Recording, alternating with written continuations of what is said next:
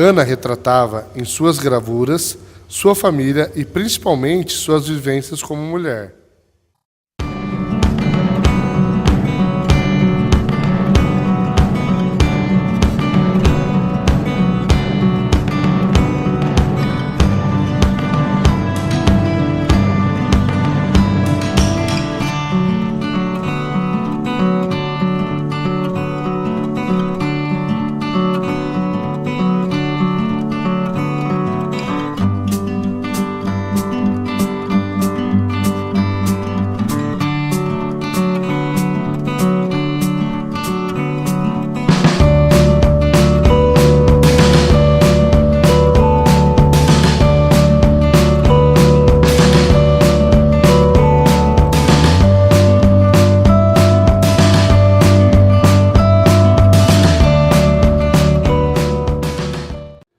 Ana retratava em suas gravuras o cotidiano da mulher com suas repressões e angústias vividas.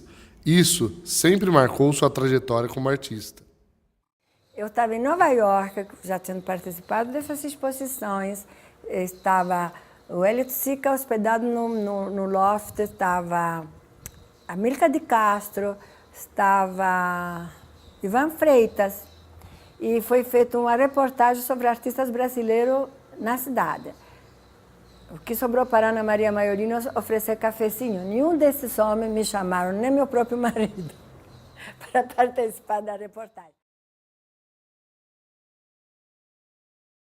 A ditadura militar no Brasil caracterizou-se pela falta de democracia, supressão de direitos constitucionais, censura, perseguição política e repressão aos que eram contra o regime.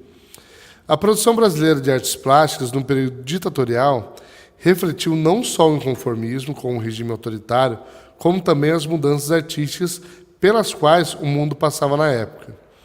As artes visuais assumiram, primeiramente, uma forma crítica e relativa a esse contexto histórico, na forma de um questionamento de seus próprios meios de criação.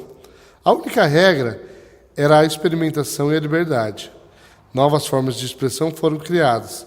O artista não tinha mais uma forma limitada de atuação, como, por exemplo, a pintura ou a escultura. Performance, cartazes, pichações e até produtos industrializados, modificados, passaram a compor o catálogo das artes brasileiras. O que importava era o conceito, a leitura que o artista fazia da realidade. Com Ana Maria Maiorino, não foi diferente. Ela chegou no Brasil em meados de 1960. Viveu de perto todo o período ditatorial. E após se casar com Rubens Gertmann, Maiorino integrou-se ao movimento Nova Figuração, onde foram apresentadas algumas das questões que mobilizavam a vanguarda brasileira. Volta à figuração, ao concretismo e ao neoconcretismo.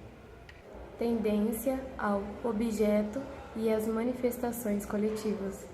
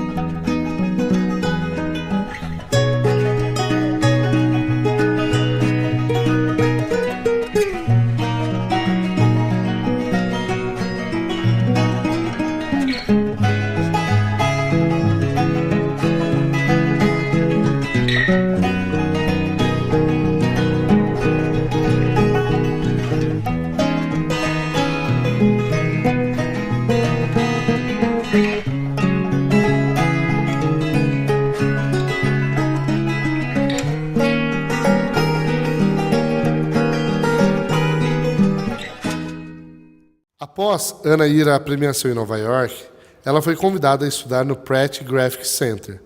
De lá, suas obras começaram a entrar no processo de abstração. Sua vida, do seu futuro, entende? O artista tem essas etapas também.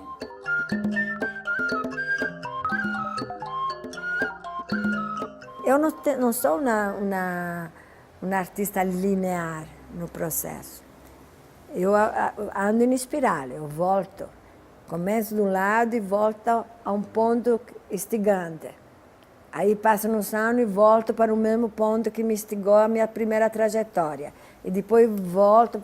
Tem vários pontos com fundo psicológico e intelectuais que ativam o trabalho.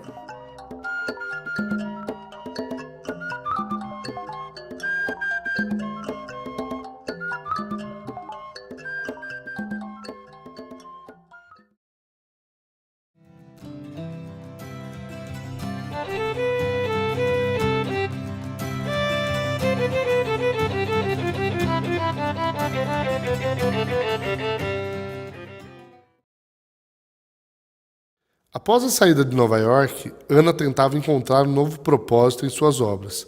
Em um estado meditativo, começava a pintar vários eros em um processo de construção e desconstrução.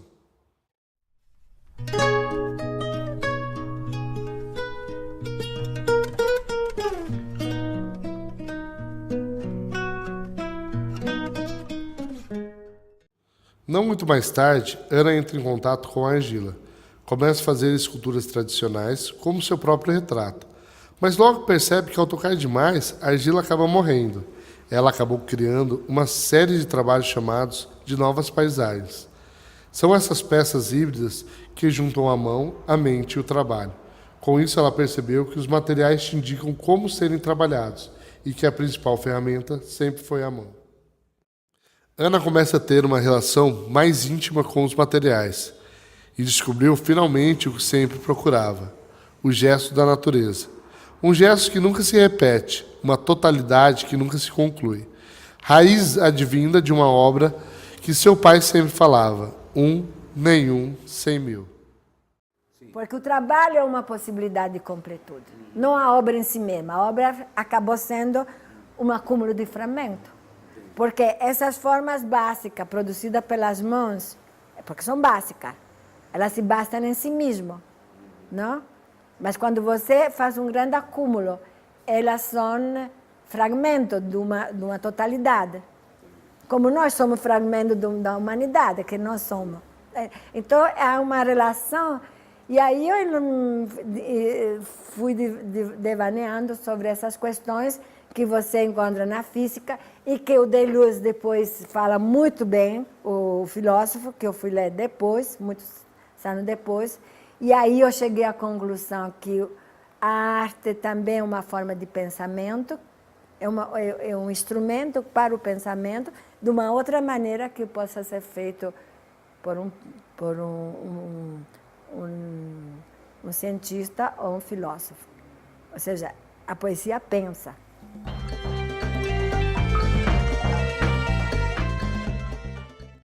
As obras de Ana Maria possuem um ornamento. Acredita-se que esse ornamento vem do lado inato do ser humano. Os resultados dos seus trabalhos formavam moldes vazios que davam a possibilidade de prestar atenção nos exercícios e técnicas utilizadas.